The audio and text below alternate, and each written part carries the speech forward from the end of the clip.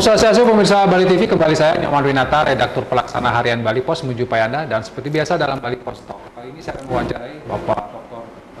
Wayan Rideng. Beliau adalah akademisi di Fakultas Hukum Universitas Formadewa dan juga menjabat sebagai sekretaris program studi hukum program doktor jadi untuk S3 di hukum di Universitas Formadewa. Kita membicarakan tentang restoratif justice yang belakangan cukup marak kita dengar dan menjadi jalan alternatif penyelesaian beberapa kasus. Pertanyaan kita adalah apakah memang restoratif justice ini merupakan penyelesaian yang menjadi utama untuk semua kasus atau seperti apa? Kita akan mulai dari sejarah apa itu restoratif justice, mungkin ini perlu diinformasikan juga. Kita sapa dulu narasumber kita, Bapak Wayan. Om Swastiastu. Om Swastiastu, Pak Tut. Rajang-rajang. Cik, sehat. Ya, astung karir. Ya. Tetap sehat ya, Pak Wayan. Pak, kita bicara tentang restoratif justice. Ya. Mungkin pemirsa agak asing juga mendengar. Apa sebenarnya restoratif justice? Iya. Baik, terima kasih pemirsa. Tentu kata atau boleh dikatakan istilah kerennya itu prase restoratif kan suatu pembaruan. Kemudian justice adalah keadilan. Dalam penyederhanaan, bagaimana kita konsep restoratif justice ini pembaruan berkaitan dengan permasalahan keadilan. Nah, oleh sebab itu sebelum masuk kepada bagaimana hakikat dan penerapannya, tentu kita perkenankan terlebih dahulu dari sisi historis, karena berbicara aspek hukum tentu kita harus tahu benang istilahnya ceritanya ya dari awal.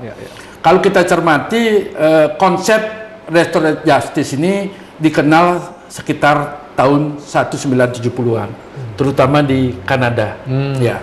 Konsep restoratif justice ini lebih mempertimbangkan aspek-aspek dari pemikiran bahwasanya manusia itu didasarkan pada tradisi-tradisi peradilan, khususnya di Arab, Romawi, yang nampaknya mengalami sebuah perubahan yang mengakibatkan adanya sebuah peradaban, khususnya dalam proses peradilan.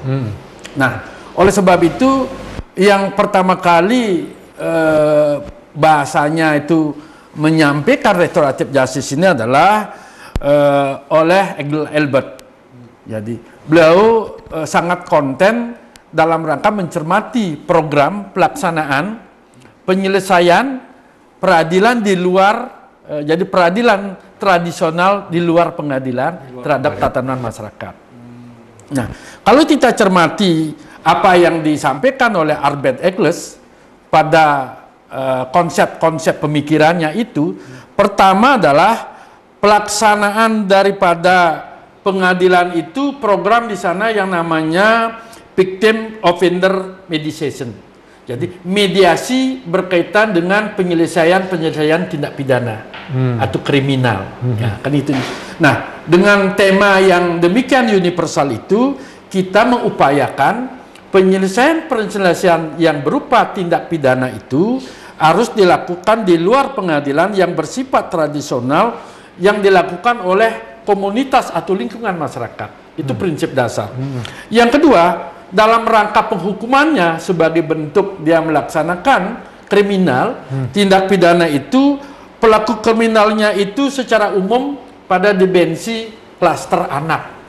Jadi kalau pertanyaannya Pak itu tadi, apakah keseluruhan? Tentu tidak. Lebih banyak dalam rangka penyelesaian tindak pidana bagi anak. Tentu berbicara anak dalam konteks perundang-undangan kita, sebagaimana Undang-Undang Nomor 3 2017 tentang pengadilan anak, yang konsepnya berdasarkan perkembangan sebagaimana diubah melalui Undang-Undang Nomor 11 2012 tentang sistem peradilan anak di Indonesia. Ada kategori-kategori yang memang nuansanya itu pengaturan terhadap anak yang usianya di bawah 8 tahun. Nah, karena kita tahu anak yang usianya 8 tahun kan masa-masa dia mengalami proses, kalau orang Bali itu sebagai brahmacari asrama lah, orang belajar. Bagaimana kalau anak sedang belajar langsung dihukum? Nah, ini persoalan yang harus dicermati. Nah, oleh sebab itu konsep restoratif justice ini sebenarnya juga tidak bisa lepas daripada kewenangan polisi berkaitan dengan apa yang dikenal dengan diskresi. ada kewenangan mendahulukan dengan mendahulu. prinsip-prinsip di luar hukum gitu ya. Tentu Iya. pertimbangan-pertimbangan dan aspek-aspek lain, Pak.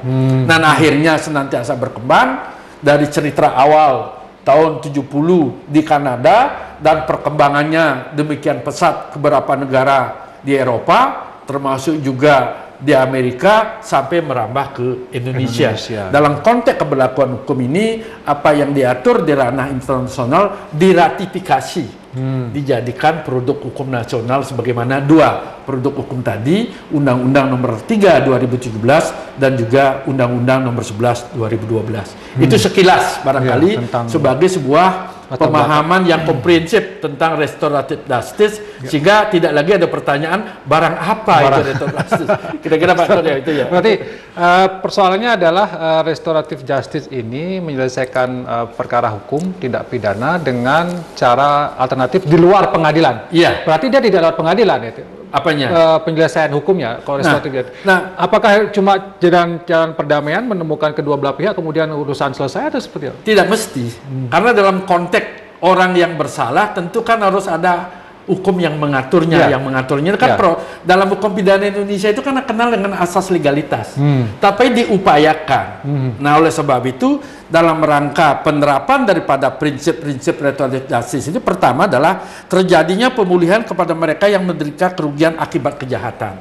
Jadi dalam konteks dulu di Kanada, apa yang diprogram victim offender mediation itu adalah dimungkinkan si korban, Pak, untuk ketemu si pelaku dalam rangka merumuskan atau memformulasikan usulan hukum yang nanti dinotis, direkomendasi kepada hakim untuk menjadi pertimbangan. Kan sesuatu yang menarik ini. Jadi yang dulu barangkali antara korban dan pelaku sulit ketemu karena ada balas dendam. Ya, ada perasaan itu. Tetapi ketentuan ini memberikan kesempatan si korban ketemu pelaku untuk merumuskan, memformulasikan usulan hukuman yang nampaknya bisa dikenakan dan hakim itu dapat menjadi sebuah pertimbangan. Nah, ini. Terus yang kedua juga pelaku memiliki kesempatan untuk terlibat dalam pemulihan keadaan. Disinilah namanya restorasi. Selama ini kan mohon maaf kan, dia sudah bersalah apalagi disertai dengan kesengajaan dan sebagainya. Itu seperti sesuatu yang menjadi lawan secara terus-menerus. Sekarang dengan konsep restoratif justice dimungkinkan. Sedangkan yang ketiga juga kita memberikan pengadilan berperan dalam menjaga ketertiban dalam masyarakat, berperan untuk melestarikan perdamaian yang adil. Konsep perdamaian yang adil kalau kita mengikuti nenek moyang kita itu kan senantiasa bermusyawarah, tentu dalam konteks beda pendapat, beda pandangan, tetapi kita titik temunya adalah untuk mufakat. Sehingga tidak ada rasa balas dendam, si korban merasa terstigma, Pak. Terutama anak-anak. Kalau anak-anak terstigma, anak durhaka, anak jahat, anak nakal, perkembangannya tentu nanti akan tidak baik.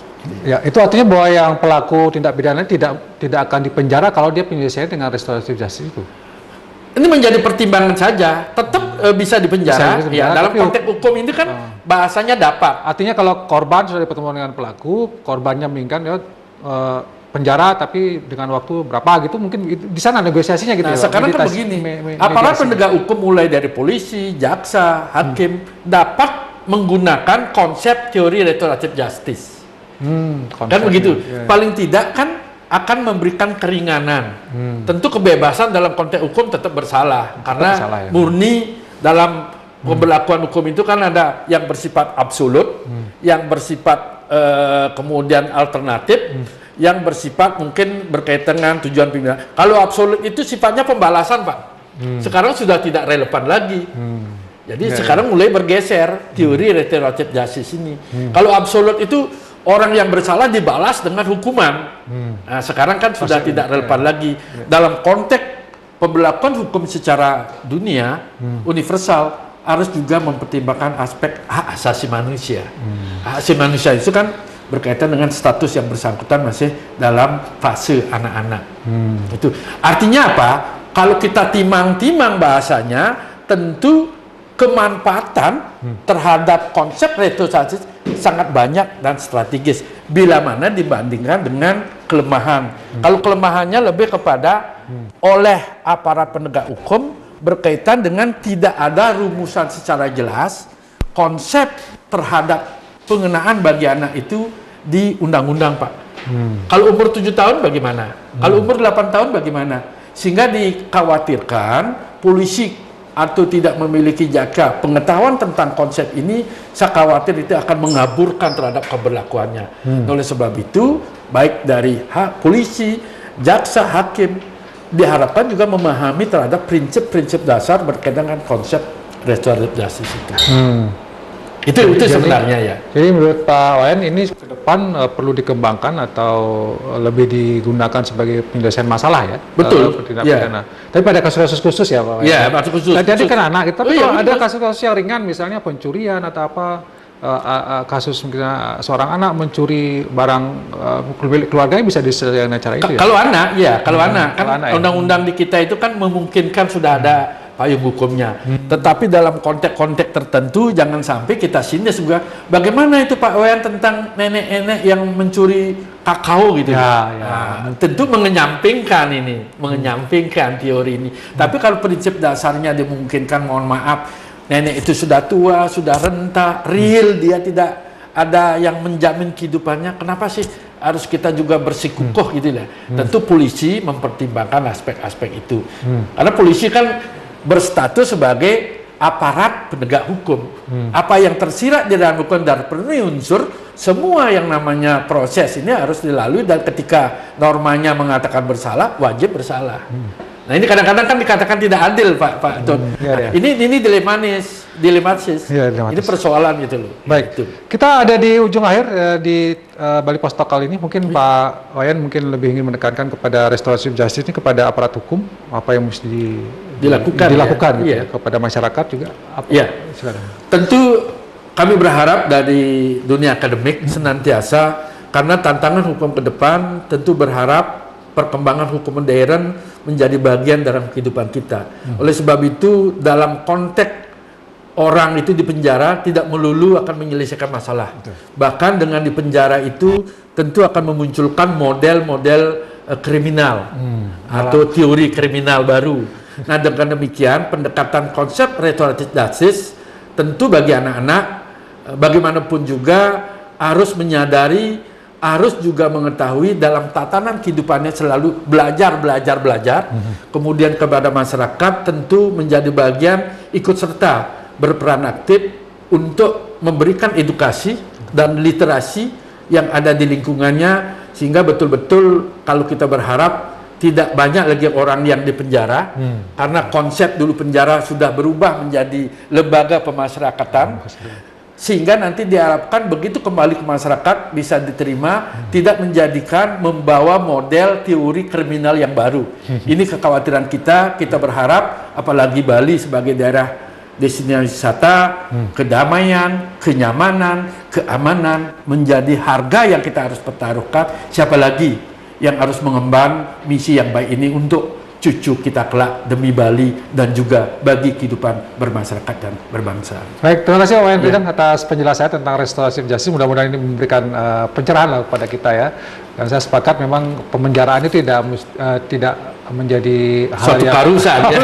Karena kalau ketika dia di penjara malah dia belajar untuk berbuat bahkan terjadi Pak, sekarang penjara overcrowding, banyak kapasitas, overload. Misalnya kalau dalam hukum pidana overcrowding namanya. Overcrowding ya. Overkapasitas. Sehingga tidak lagi ada pembinaan yang memang tujuan daripada lembaga pemasyarakatan. Baik, terima kasih Pak Wayan atas waktunya, dan demikian Bali Post Talk kali ini. Saya ucapkan terima kasih atas perhatian Anda. Saya tutup dengan Pramu Santi. Om Santi. Santi. Om. Terima kasih, sampai jumpa.